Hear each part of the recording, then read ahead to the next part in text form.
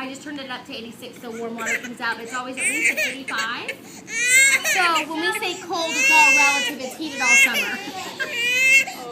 It's colder than the 90 degrees outside. So she got that first time today. Good job, baby. She got what the first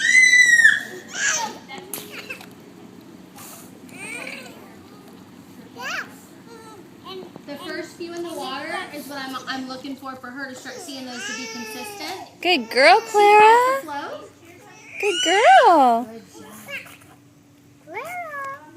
So I just have a little finger behind her neck, but she does know how to float on her own. So I'm looking for her to balance that right there and be able to come back up and get her breath.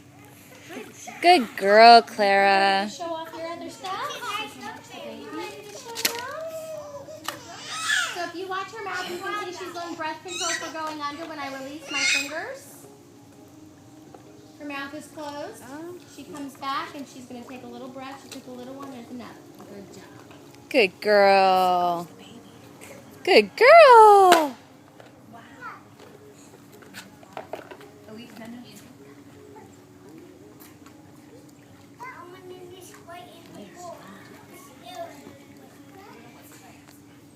Good girl, Clara.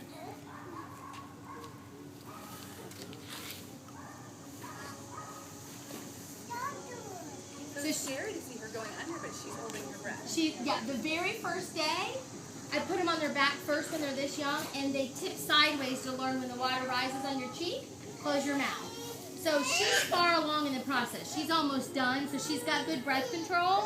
I'm now showing her finalizing how to get to your back. She learned the flow, but this is what we're working on right here. I just kind of warmed her up to it. When she goes in like that, we want to make sure that she can roll all the way over onto her back. So I help her to it if she doesn't get it, but I'm looking for that to be consistent every time. Good girl. Good girl. Good job.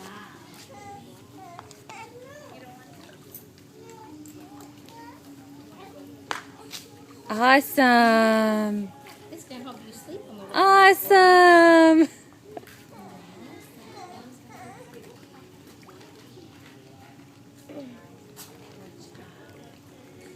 Good girl. So you see her already kind of turning her head when she gets in the water? That's her. She's learned that. When the water starts rising, turn your head. Good girl.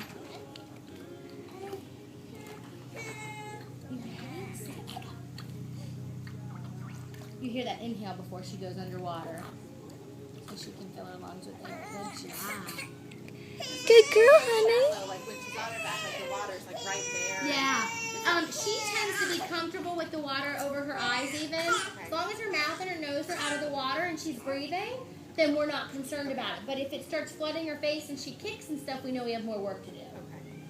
Some are totally out and some, she likes the water, so it doesn't bother her on her eyes. So she's already turning so she knows that she can get over.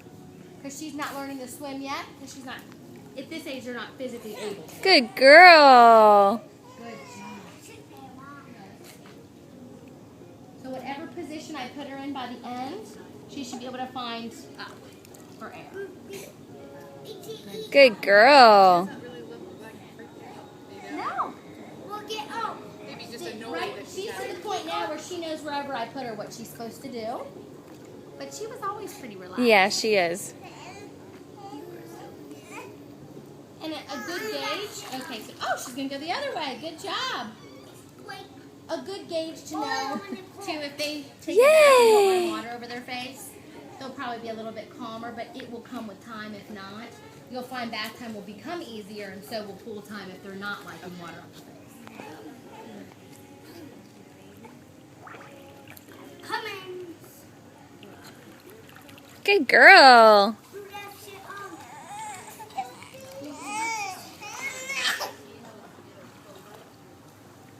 It was only that very first one she was out. Yep. Hey.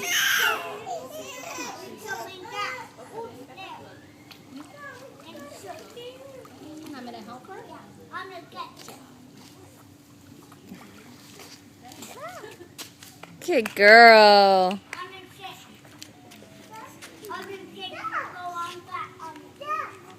We check for fatigue by pressing on the bottom of their foot, letting it turn white and counting how long until it turns pink because they can't say I'm exhausted. So it's temperature fatigue before physical fatigue. And ISR, when you do register, they send a chapter book explaining a lot of the stuff. I go over it too, but...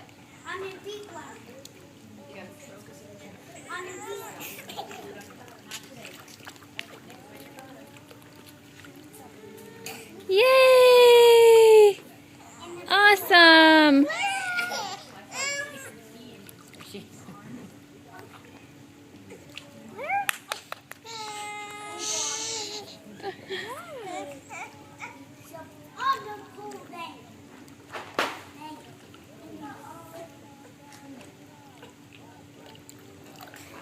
Good girl! Good girl, Clara.